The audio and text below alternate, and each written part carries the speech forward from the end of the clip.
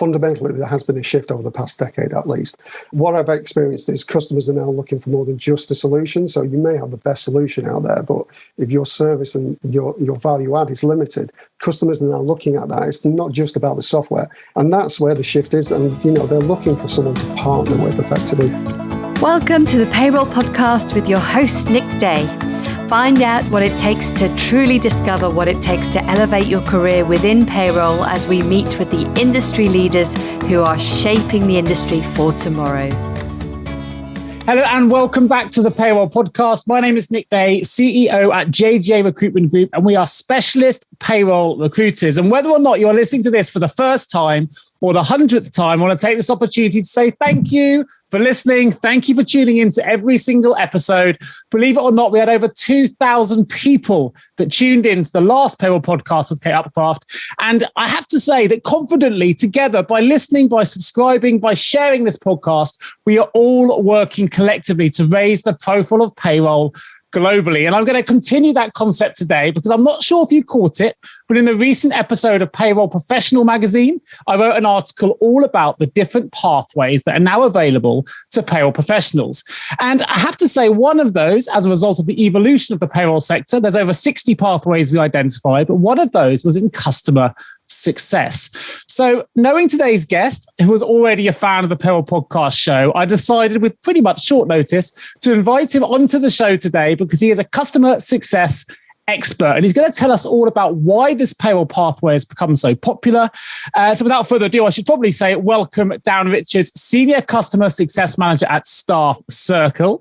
Darren does possess over 12 years experience in customer success, and he's really seen the rise of the customer success manager come to the fore. He's seen it evolve in front of him. So we're going to find out more about the new payroll buzzword of customer success. And as I'll speak on your behalf here, Darren, as an agent of change yourself, I know that you are someone who's 100% focused on proactively seeking and implementing continuous improvement plans that help client relationships to blossom. It's something that's really important for us as recruiters. It's really important for suppliers, whether you are delivering services or software. So without further ado, welcome Darren to the show. How are you feeling today? Thanks, Nick. It's great to be here. As we've discussed, a bit apprehensive. This is my first podcast, but looking forward to it. I can't wait. See you're a massive Star Wars fan. So for those that are listening to this, you can't see it, but behind Darren, we've got a backdrop here of some of the most amazing Star Wars memorabilia. Maybe for another show, but it's certainly very, very impressive for those that are able to watch this on YouTube or any other medium. Let's get started then. Before we jump into the world of customer success, this is something that you're going to see from a slightly different angle. So what does the word payroll mean to you? Interesting point. And I guess the best example I can give is, let's go back before 12 years ago. Payroll wasn't a word I was familiar with. I was like probably 99% of the UK, I got paid. I didn't check a pay slip. I didn't worry about my pay. I got paid on time, and that's all that mattered. It was only when I started my career that I actually started realizing, how significant a function payroll is. Fundamentally, it's the basis of any business.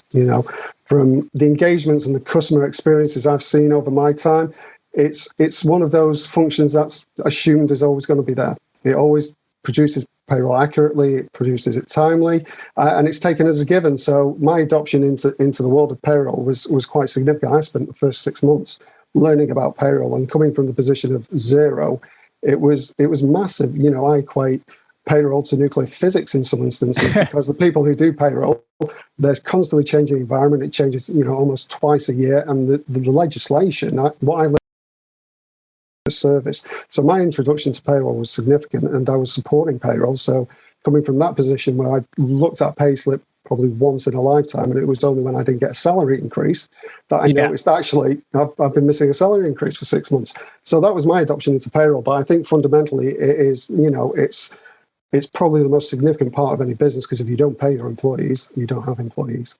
No, I couldn't agree more. I think you're not alone either, Darren, in thinking that actually payroll comes to the fore when you find there's something wrong with the payslip, if you're from the employee perspective. And therefore, if it's going well, it actually means your payroll department's doing a fantastic job, and you've never had to think about it in that concept, but it's changed for you. So before we jump into how customer success has changed and what that really means now in the world of payroll, tell the listeners a little bit more about what you currently do, how you got there, the company that you work for. So currently I'm a senior customer success manager at a company called StaffCircle. So StaffCircle is a slight departure from payroll for me. It's an all-in-one comms and culture and performance management platform. So I've had experience of HCM over 12 years. And when we say HCM, it's a fairly large sort of group. So it's payroll, HR, performance management, LMS, time and attendance. So from this perspective, it's a slight diverge for me, but fundamentally that's what we specialize in. We create consistent connections and processes between management, because fundamentally one of the things that came out, obviously, as a result of the pandemic, is the disconnect between working remotely and being managed remotely. And that's where StaffCircle looks to bridge that gap. So I've been with the business just over 6 months now, and so far so good. But my overall tenure, I've spent a number of years with ADP, NJ, HR, now with Zealous in the UK, and more recently Ceridian. Fantastic. So for those, that really... I guess anchors your experience there. Some of the three, if not major payroll service providers in the UK. So you've really seen it from the coalface, which is excellent. So to bring this new payroll pathway to life, then tell us a little bit more about what exactly customer success is. Because for those not familiar, I know this is absolutely true, particularly post-pandemic, as a recruiter, we've secured more payroll customer success-based roles than we ever have done before. So it's definitely been a real meteoric rise post-pandemic in this field. I know it's existed before because you've got 12 years track record in that space. But for the world of payroll, bring it to life for us. What does it mean? Sure. And it's an interesting question fundamentally, because customer success, the term is relatively new. However, the function, I will say, has been around for quite a number of years because I've done it. Historically, it's been known as a service delivery manager or even an account manager, where we were effectively a one-stop shop for our customers, our payroll customers in particular, with a focus on the operational side. So fundamentally, the payroll managed service in particular, supporting the payroll managed service team. And, it's after the sales process has been complete and after the customer is implemented. So we support the payroll teams. We're effectively the voice of the customer in the business. So we facilitate all the customer-facing engagements, whether that's reviews, change management, legislation compliance, and updates and training and, issue escalation. And as you say, Nick, the one thing about payroll, payroll's going great when, there's no problems reported. Absolutely right. Yeah. But we know the reality. As much as we try, payroll does occasionally go wrong, but we do have service reviews, we have KPIs which measure that for our customers, and that's where the service delivery manager historically managed that relationship, and we were the face and the voice to that customer. I think for me, it's interesting. I've seen a clear separation between what is classed as sort of sales-based account management versus the operational support after go live. And that for me is where the rise of customer success has fundamentally come in, because businesses are now focusing on the retention aspects of your customer base. And I think as CSMs, ultimately, we're here to support the customers to achieve their success. It's all about what they've desired in terms of outcome, while they're using the payroll products and service. And customer success is relationship focused, and that's the key bit. It's not a sales role, it's not an implementation role. It's about maintaining that customer relationship, because fundamentally they have a managed payroll service, but they're processing the payroll. That's where their focus is. So what's historically the service delivery role was to manage that relationship with the customer, so that if there were any issues or there were reviews that were contracted, that's where we would step in and support the payroll teams. Obviously heavily reliant on what the payroll teams produced and working closely with them, but fundamentally managing that relationship, making sure the customer achieves their goals during that contracted term. Because let's be honest, payroll teams, and customers, they still have goals they need to achieve over a period. And there's also that continuous improvement aspect. It's the one thing we see on LinkedIn every day, which is the fact that we do what we do because we've always done it that way. Yeah. And it's about challenging that, because as I said earlier, payroll is a constantly changing environment, and there's not many environments where you have to make changes, at least once a year, potentially twice a year, depending on, the climate. And let's be honest, given the change we've gone through in payroll as a result of COVID, there have been some significant changes that have had to be implemented extremely quickly. Yeah, no, I couldn't agree more. I have to say, for those who haven't seen our website, there's the famous saying, of course, by Einstein, which we're doing the same thing over and over again, expecting a different result as the first sign of madness, right? And I guess we have that approach as a recruiter. Like, people have an idea of what recruitment is, but for me, every recruitment agency operates very, very differently. And the way that we do things, I think, is probably aligned with the way that you talked about it there. My next question was going to be about how has it really evolved? But I think you've answered part of that. But it sounded like the role of customer success that used to be that service providers and recruiters and sales teams are very much focused on attracting new clients all the time. You're constantly on that hamster wheel. And actually, there's been a slight change in thought that actually it's equally, if not more important, that we retain our existing customers and we look after what we've already got before we jump headfirst into finding new ones. And I think that's where there's been a real shift. There's certainly been a shift from an HR perspective for brands trying to, they're really focused on well-being and the retention of their top talent rather than always trying to find new talent. And it sounds like that's been a shift that's we're now finding that relevant in the world of customer success as well. Absolutely. And I guess the best analogy is the leaking bucket. You've got the holes in the bottom of the bucket. You're piling that, new business in the top of the bucket, but you're losing the existing business out of the bottom. And businesses have recognized, there is an opportunity here to retain and, value clients so that potentially their spend can increase. And I think as part of the evolution of the success role, I think historically what I will say is that an account manager or a service delivery manager, you were always more reactive. The reality being that you responded to situations and issues with your customers, as opposed to the eventual aims of the customer success manager, which is to be more proactive in the approach. And with the advent of cloud-based systems and the analytics and reporting available, that potentially does give us that opportunity, because with cloud-based systems, you can look at usage, you can look at adoption, and you can look at payroll accuracy as a key driver. And these are all part of the toolkit that CSMs are now given. So that, I think the shift is definitely there. Businesses are recognizing the value, but also, the premise of the role has changed as well to be more on the forefront as opposed to always being on the back front. And I guess that links into that partnership piece, which I know that when we spoke off air, you said partnerships now. It's all about the true success of a good customer success manager is all about the ability to develop that strong partnership, that strong relationship, which is if you're taking that proactive approach, it's identifying where there are issues before they arise, not just reacting to them and saying, well, I'm really sorry that's happened. Let's try and, resolve it. You're going, look, if we don't do something now, this is a potential thing that may happen. Let's get ahead of it. Let's try and do X, Y, and Z to improve the ability and the efficiency of your function. And if we go back to that retention piece, we all know that particularly in the world of sales, that the best way to create new sales is to have great advocates selling your product for you as customers. Work with this supplier because they're great, and that brings a lot more. So that's again really gives kudos and power to the world of customer success and getting ahead of it. Tell us a little bit about how you go about building those partnerships, maybe problems you've commonly encountered in the world of customer success where you've been able to really improve that retention and that relationship as a result. Absolutely. And as you say, I think fundamentally there has been a shift over the past decade at least. What I've experienced is customers are now looking for more than just a solution. So you may have the best solution out there, but if your service and your value add is limited, customers are now looking at that. It's not just about the software. It's what you as a company can bring to the table to support this customer. Because you've got to bear in mind, especially in the world of payroll, the customers are outsourcing, a significant proportion of the processes in payroll to you as a provider, and they need to be confident that you can deliver, because it's all about being accurate, it's all about being timely, and that's where the shift is. And they're looking for someone to partner with effectively, because they almost see you as an extension of their business, the payroll function in particular.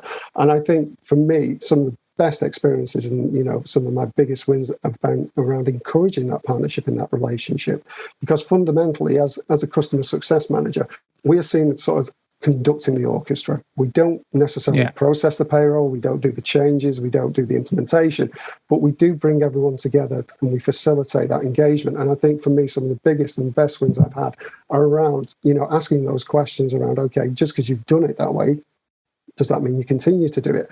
And companies need to bear in mind, if they're going to a new payroll provider, that's an opportunity to look at what they're doing, because payroll providers generally are good at what they do. They know what the best practice is and they know the best way to do things. So it's leveraging that experience to our customers and saying, look, maybe you've done it this way historically, but there's an opportunity here to change, to improve.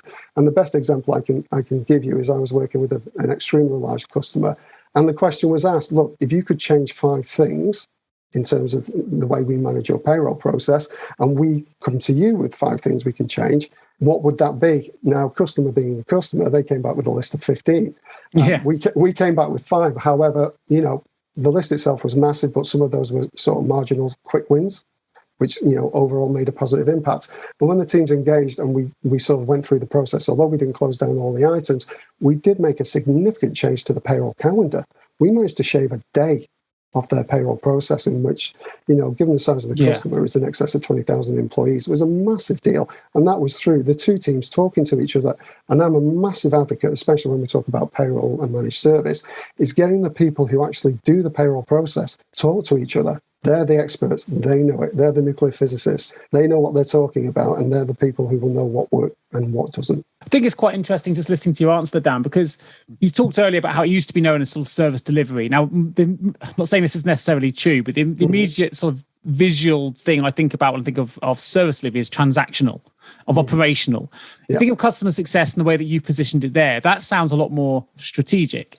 And interestingly, as you say, you're not the person delivering the payroll, but you're there to be able to give strategic support. You're able to identify potential issues that where might for improvement or efficiency improvements. And as you say, as a service provider, no matter which provider you are, if you're working in the world of payroll, all of your investment is geared towards delivering the best payroll service, and therefore you can have a lot of expertise that you can leverage upon. We're seeing a massive shift in the world of payroll anyway, particularly with the payroll managers listening to this, where they've become less transactional with the world of automation and AI and things like that, and a lot more strategic as well. So are the partnerships that you're creating now, would you view them as strategic partnerships in terms of the way that you are delivering a service now? And have you seen a shift from transactional service delivery to strategic partnerships, or is that just something that am I getting that wrong in the way that I'm interpreting it? No, absolutely. Well, when you consider the role of the CSM, it's a strategic position anyway, because fundamentally we're not processing the payroll. We're there to support the customer with whatever their goals and their objectives from a payroll processing perspective are over the tenure of that contract. So fundamentally, we're there to support that relationship. We're there to make sure that we're delivering on it, because ultimately, there'll be SLAs involved and KPIs involved, and we'll be there to make sure that that's happening. But fundamentally, the role is strategic in the sense that we're there to make sure that that customer stays with us, that they feel that they're getting that level of service they're contracted for, that value add. And fundamentally, when it comes to that renewal, they renew. Yeah, sure. So, so it's a pseudo strategic role, but fundamentally we're there to support from the operational perspective. The account manager deals with the commercial aspects and the contract renewals, etc. But by definition, the work a CSM does supports that activity. Have you ever asked yourself, how can I recruit payroll staff effectively? Please don't give up on your recruitment project just yet. Here at JGA Payroll Recruitment, we appreciate the difficulties associated with attracting, recruiting, and retaining top payroll talent. We also understand just how costly a poor payroll hire can be. JGA Recruitment are a niche payroll recruitment agency who will partner with you to resource payroll candidates who will improve both the accuracy and efficiency of your payroll department. Contact us today on 01727 800 377 or visit jgarecruitment.com to find out more. I'm a payroll manager. I'm listening to this, and maybe I've got it in-house, and I'm going to outsource my payroll or whatever it might be. I'm going to use a service provider.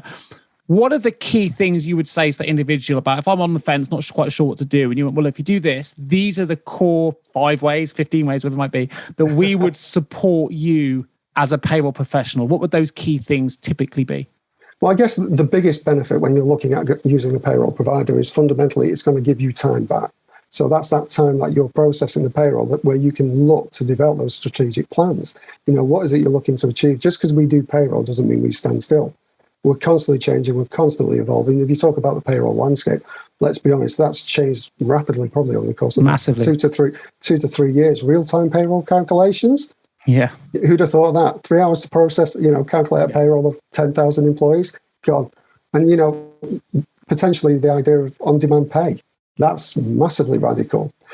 During my time in payroll, I saw, the move to real-time information and pension auto-enrollment in the same year. Not necessarily the best idea by HMRC. I remember that as well. Yeah, that was a fun year. And they were considered landmarks, but in the space of the last 2 years, well, I'd say 2 to 3 years, we're looking at some additional fundamental shifts, which I think, people need to understand and consider. I think the idea of real-time pay is massive. I think, that could really shake up the landscape. So customers need to be thinking about this. And when we talk about employee well-being, financial well-being is one of those things. And the idea of, the on-demand pay is to support people through what are going to be potentially hard times, or have been hard times, let's be honest. So I think the biggest benefit of, using a payroll provider or a payroll service is it gives you that time back to devote to your strategic plans, what you want to achieve.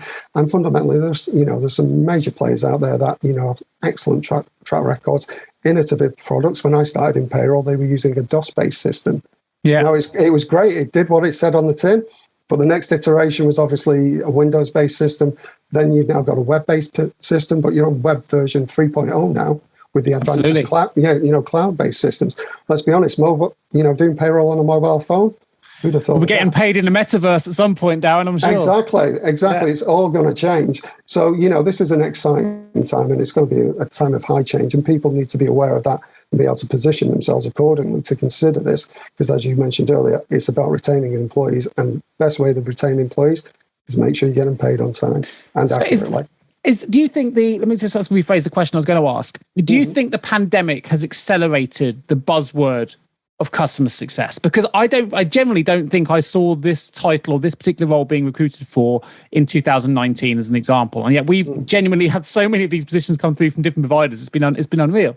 So from a recruitment perspective, we're seeing this space change. We're seeing that software providers are clearly recognizing the importance and the proactive benefit that a strong customer success professional can have on their business, and the impact they can bring. But do you think the pandemic has accelerated this buzz? Is it nothing to do with the pandemic? It's just one of these times where everything's come together. Why is it such a buzzword now? And it's an interesting point. You're talking to someone who, I used to work for General Electric back in the early noughties, and they were talking about NPS 10 years before anyone else was talking about NPS. And customer success is a similar thing. It's a US concept that's come over to the UK. And I think potentially the pandemic may have had an impact. And the reason I say that is when you think about it, customer success focuses on retention. And I'm sure probably over the last 2 years, companies have struggled, although surprisingly, probably not as much in payroll, because we've still been doing what we're doing. Absolutely right. Because everyone still needs paying. But fundamentally, I think companies have had to look that, sales may be restricted. We need to focus on retaining our existing customers. So potentially that's where it's come from. But I think eventually, as most things from the US, it is starting to filter through to the UK. And companies are rebranding or creating these new positions. But fundamentally, as I mentioned earlier, the focus is still the same. It's about that client retention, but it's raised it to the forefront, I think.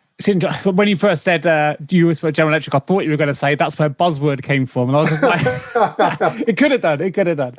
So look, if I'm listening to this, we're talking about different directions payroll managers can potentially take. Let's say you've hit your ceiling in payroll, you're ready for a new challenge, you're ready for a new change. How easy do you think it would be for someone to make that transition from a payroll management type background or operational transactional background into the world of customer success? Perhaps they're passionate about payroll, but they're really passionate about service delivery, customer service, dealing with employees. Maybe they're coming from a bureau background, whatever it may be. How easy or challenging do you think that transition would be? I think at the end of the day, your product knowledge is key. So you're talking to someone, as I say, 10 years ago, never even knew what payroll was. You've transitioned the other way. You've come into payroll from... Exactly. And that was over a period of 18 months. I went from... Actually, I was originally supporting payroll, so I was technical support. So within the space of 18 months, I became an account manager. Now, that transition for me was the hardest because I was used to speaking to people on the telephone, actually going out and seeing these people face to face. That was a massive transition for me. But look, if you're experienced in payroll, you love what you do. I think that's a key. And you can speak to people. Then you can be a CSM. From a progression perspective, it should be part of a natural progression. We discussed previously, for people who do implementations in payroll, CSM potentially would be a natural progression as well. But if you're in payroll and you're passionate about what you do, you enjoy working with customers, then for me, that's the basis of any progression. And it's a definite consideration for a future. And I'll speak from experience. It's a great job. Fantastic. You have the lows, but then the successes are even better. And the example I gave earlier, I actually sat in a room with the customer at the time, and I was, how can I say, very excited at the fact that we'd achieved so much so that I think I made a yippee sound once. Which, let's be honest, is not professional, but fundamentally, that's how we did say everything comes over from the States, right? That's this is it. But if you're passionate about what you're doing, in particular, you love payroll, then there's no reason why. Fantastic. What do you think then the future holds for payroll customer success? Do you see this growing? Is there another level above CSM which we're going to see starting to evolve? Well, I guess in answer to the first question, as you've mentioned, this is something that's appeared over the last 2 years. So it is growing. And fundamentally, businesses, as we've touched on, are recognizing the benefits around client retention, around, those positive reviews, those NPS scores. So from my perspective, the only way is up for customer success. And it'll evolve. As I say, to me, previously it was a service delivery manager, and prior to that was an account manager. It will continue to evolve. But as I mentioned, with the advent of the cloud-based systems, that gives us the opportunity as customer success managers to actually see how customers are doing. So it's not that you're sat in a room and all of a sudden the customer tells you this went wrong, this went wrong, and this went wrong. We potentially have those tools and that toolkit in front of us where we can see how's the customer engaging with the system? How often are they using it? Are they raising a lot of support tickets? Are they asking a lot of questions? How accurate is pre and post payroll? All these kind of things will be available to you as a CSM, so you can proactively start creating metrics within the system that will give you that view at any given one time. How healthy is that customer? And it gives you that edge. It doesn't necessarily take away, that the aspect that there's going to be issues and you have to react to them, but at least you can health check your customers using those systems and those models to say, okay, they look healthy. So when I go into the next review, I can talk about this. I can say, I've seen you do this. And it enables you to have those conversations. And that's what it's about. And I guess for me, whether it's a CSM, it's an account manager or a service delivery manager, it will never take away from that ability to have that conversation with the customer, because that is the best indicator you're going to get. I love it. I mean, your passion for the work that you do is absolutely infectious. It comes across in spades, Darren. And interestingly, I think there is a misconception here that a lot of people think CSMs are sales-based positions, that they're commission-based. They're not. That's not what these roles are about. So if someone does want to make that transition and they say, actually, I don't have any sales experience, these are not sales-based positions, right? These are customer, relationship, partnership-based roles. So what are the things within the role, last question really, that really keep you motivated, that really drives the passion that you're very evidently showing on today's show? What is it that excites you so much about the role? Because it isn't commission-based. It is about the passion for delivering, as I understand it, an excellent, and building excellent relationships with customers. Yeah. And, for me, as I mentioned, going out and speaking to people was probably the hardest thing I had to do. And then I suddenly realized I liked it. I enjoyed it. And it's just having those conversations, whether they're positive or negative. For me, it was all about just engaging with people and being able to talk about the plans. What are they looking to achieve? How can we support them fundamentally? And you're right. Let's be honest. You've said earlier, customer success has suddenly become this buzzword. Every other role out there is customer success role, whereas in reality, it's not a sales role. It's not an implementation role. It is a relationship management role.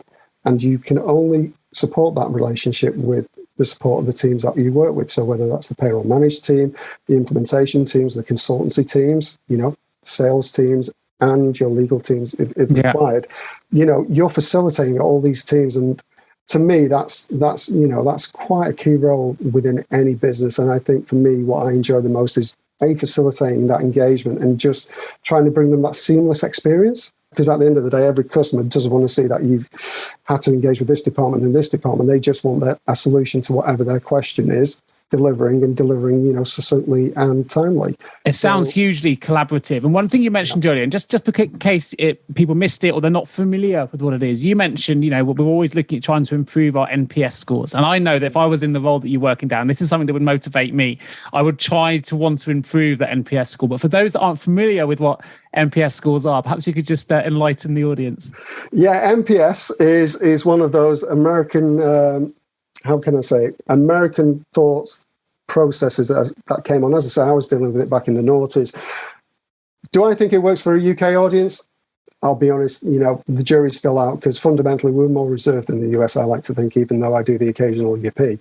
But realistically, it's a scoring mechanism where you will ask your customer, okay, based on the service you've received, how would you score? And it's a score between 1 and 10. If you get a 9 or a 10, that's great. You're a promoter. If you get anything that is between an 8 and I think a 3, you're passive. And anything a 1, 2, you're a detractor. And the idea is you take the number of promoters, the number of detractors even, that gives you a percentage score or a net promoter score. but you do discount a massive part of your audience. And I do think from a UK perspective, maybe we could nudge it down to an 8 as a promoter as well, because that's still a good score in the UK.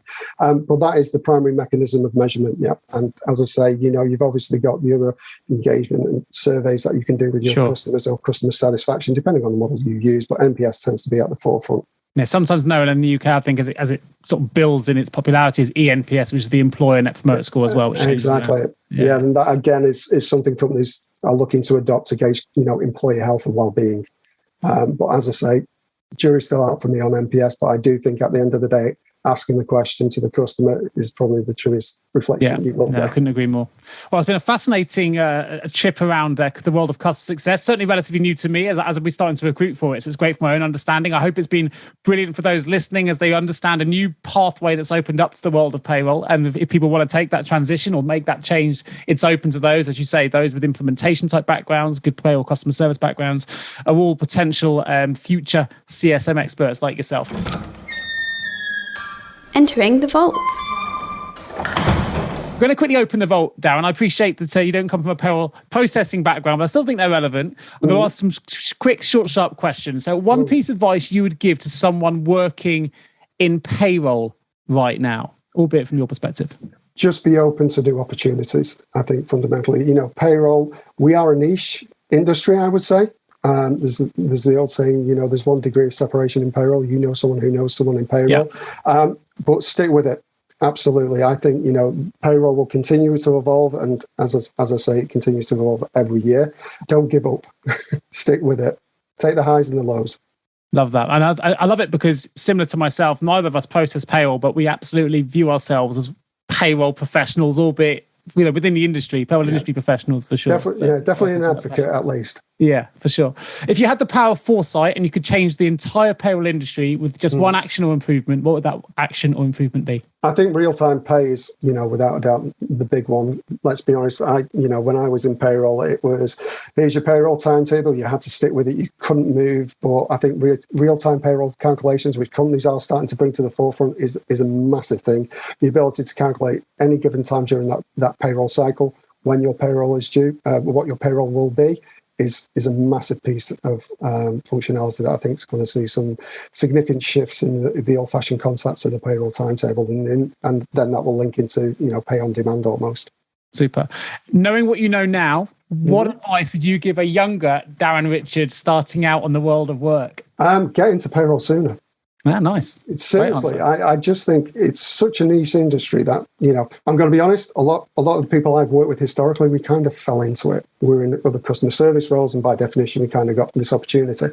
But I think, if I'd been in payroll a lot earlier, I'm sure I'd have made a more significant impact than I have today. I just think the opportunities within it would have been so much more. But it was an eye-opening experience. As I say, the first 6 months learning the basic fundamentals of payroll was in its own right eye-opening. But I just think if I had done this 10 years earlier, maybe I'd have been on a podcast sooner.